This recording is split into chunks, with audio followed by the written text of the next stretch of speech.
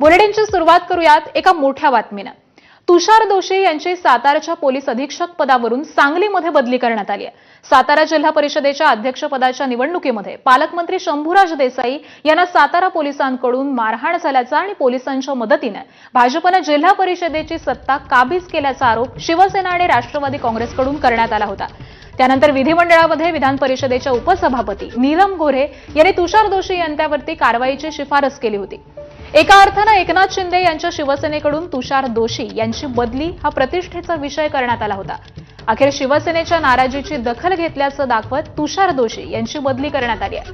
मात्र जिथे तुषार दोशी यांची बदली करण्यात आलेली आहे तो सांगली जिल्हा साताऱ्यापेक्षा मोठा असल्यामुळे तुषार दोशी यांना त्यांच्या कामगिरीची शिक्षा मिळाली आहे की बक्षीस असाही प्रश्न निर्माण होतोय। तुषार दोशींच्या जागी पुणे क्राईम ब्रांचचे पोलीस उपायुक्त निखिल पिंगळे यांची नियुक्ती करण्यात आली आहे। निखिल पिंगळे यांच्यावरती देखील रोहिणी खडसे यांचे प्रतीक खेवलकर पार्टी प्रकरणी आरोप करण्यात आलेले होते आणि त्यांची आता नियुक्ती करण्यात आली आहे।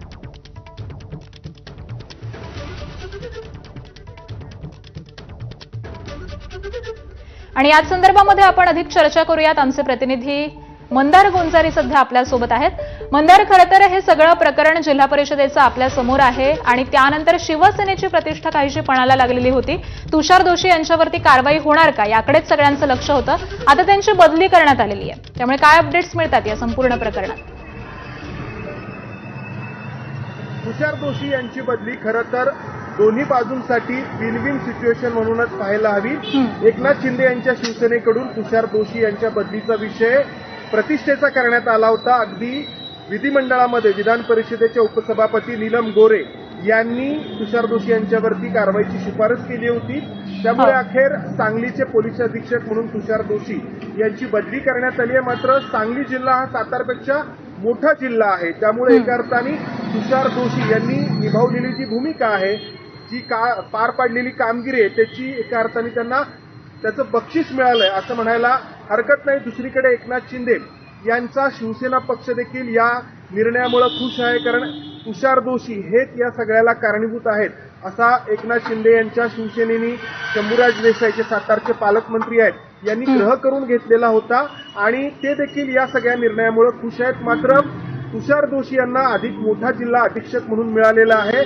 मात्र सातारा जिल्हा परिषदेची सत्ता जी एकनाथ शिंदे यांच्या शिवसेनेच्या हातून निसटली ती कायमची निसटलेली आहे। भाजप एक जिल्हा परिषदेमध्ये सत्ताधारी आहे आणि मी जसं म्हटलं विन विन सिच्युएशन आहे सगळ्यांसाठी। सगळेच या निर्णयामुळे खुश होऊ शकतात। आकांक्षा, अगदी धन्यवाद मंदार या सगळ्या विश्लेषणासाठी। आणि यानंतर आपण थेट जाऊयात, मुख्यमंत्री देवेंद्र फडणवीस बोलतायत।